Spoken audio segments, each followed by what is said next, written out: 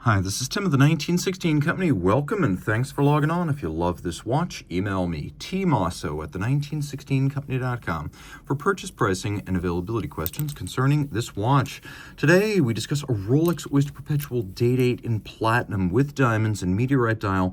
This is the reference 118366, a watch 36 millimeters in diameter, but physically massive, all up with these links in the bracelet, as you see here, 219.19 grams. So 36 in diameter, 12.4 thick from lug to lug, just the case. It's 43.3 millimeters. Add the end links of the President bracelet, and it's 47.5 across the wrist. The space between the lugs is 20 millimeters. We'll zoom out for a little bit, take a look at it on my wrist. I will withdraw the glove a bit so you can see my wrist. Now, it's an easy watch to wear. For him or for her, it's a power watch. It's a watch that exudes confidence and sophistication, from the pear cuts of the diamonds on the dial to the emerald cuts of the bezel diamonds, the meteorite, of which no two from watch to watch can ever be exactly alike, but it's not bombastic in size. As you can see, it wears nicely compact, low enough to fit underneath any kind of a dress cuff or formal sleeve. You can see from lug to lug, it's very short across the wrist, enabling wrists as small as 13.5 centimeters circumference to wear this well. And again, eyes closed, you still know you're wearing something special because of the mass. Taking a quick look at the bracelet, of course, from the time the Day-Date arrived in the mid-50s, it was described as the Rolex President because of its illustrious owners, but it was always formally the Day-Date. It's never been called the President or Presidential. The bracelet, however, is formally called the Rolex President Bracelet. And you can see right here that we have a combination of elements, including short individual links, but a three-link design. So in some ways, it's a fusion of the short link profile of the Jubilee, but the three-link architecture of the Oyster. It's very durable, it vents the wrist well, it's suitable for an active lifestyle, and indeed, this watch, although considered to be a dress watch by Rolex standards, still very shock resistant and 100 meters water resistant with the screw down crown. You can see the twin lock in platinum. You know it's that because it has one cycloptic dot. Solid screwed in platinum case back. You can see individual links ripe for removal if you have a jeweler's screwdriver right there. Small individual links, just like the Jubilee, means it's easy to size as you can move from link to link with relative ease, taking out only a little bit of length or adding it back, as opposed to the Oyster where the sizing occurs in bigger incremental steps due to the larger size of the links themselves. Here we have a crown clasp. Of course, the crown clasp, well known as a signature of the President bracelet. It's the only visible partition point between the two halves, always important to note.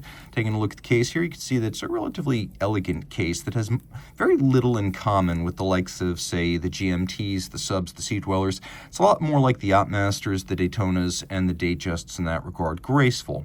The bezel has an incredibly strong presence, and uniquely, you can see the outer face of the bezel is all a brushed satin finish. Then we move topside, and you can see we have partitions between the pairs of what I believe to be emerald cut diamonds. So we have two emerald cut diamonds per segment all the way around, and of course Rolex uses advanced scanners to grade these out to make sure the color, carats, and clarity are identical, so there's no color gradient or clarity gradient all the way around. That's really the only part of the process that's automated. Is the most manual and labor-intensive part of Rolex watchmaking to this day is the gem setting. It's the only part of Rolex watchmaking that really owes nothing to modern technological advances. It's still done the way it would have been done 100 years ago. And then on the dial, we have these lovely pear-cut diamonds rather than the more conventional brilliant cut diamonds we often see on dials. We've got white gold frame for the calendars, we've got white gold Arabic numerals, we've got white gold frames for the diamonds, and white gold hands. And the point of all this is that it will not tarnish or oxidize with time. Notice the hands are actually faceted down the center for better contrast over the meteorite iron base. So, yep, meteorites are made of iron, and when you clean them, oxidize them, and then stabilize them, you get these lovely Widmann-Statten patterns that are never the same twice from watch to watch. So, although this is not the only 118366 in the world, this is the only one with these particular crystalline patterns on the dial. And of course, this is a double quickset era Rolex Day-Date. What I'm holding in my hand right here, it's a P serial number, so year 2000. You can see how I'm able to switch the dates without affecting the day.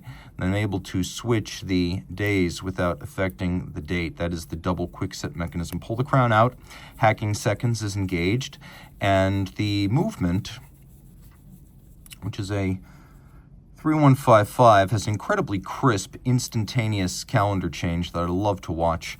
Taking a quick look at what's in back, I mentioned 100 meters of water resistance. There's nothing to see movement-wise. The case back is solid platinum, but that 3155 is a 4 hertz automatic winder with 31 joules, a 48-hour power reserve, a smooth bidirectional winding system, a full bridge for the balance, and a free-sprung balance for shock resistance. It uses a hand-curved Breguet overcoil hairspring so that in pretty much any position it's going to keep very consistent time. It is isochronous through different orientations with respect to gravity, and the movement certified by the COSC as a Swiss chronometer. So this watch has a lot to offer. If you love this piece, you'll never find another exactly like it. Any example of this reference is rare, but each one is one of a kind. So reach out to Team Mosso at the1916company.com for purchase and pricing details. Rolex Certified Pre-Owned watches are backed and authenticated by Rolex. Should any reconditioning be necessary, it will be to a Rolex Certified standard, and any parts invested, Rolex Factory Original.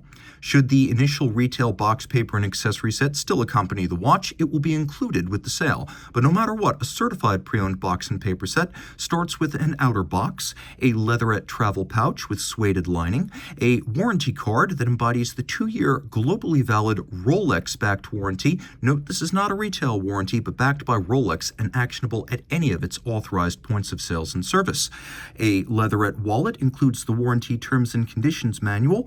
A holographic hang tag marks this as a certified pre-owned Rolex watch, and a manual details Rolex's values as a company, the certified pre-owned program, care, feeding, service, and use of your Rolex, locations of points of sales and service, and details of Rolex.com. Rolex certified pre-owned watches are backed only by Rolex.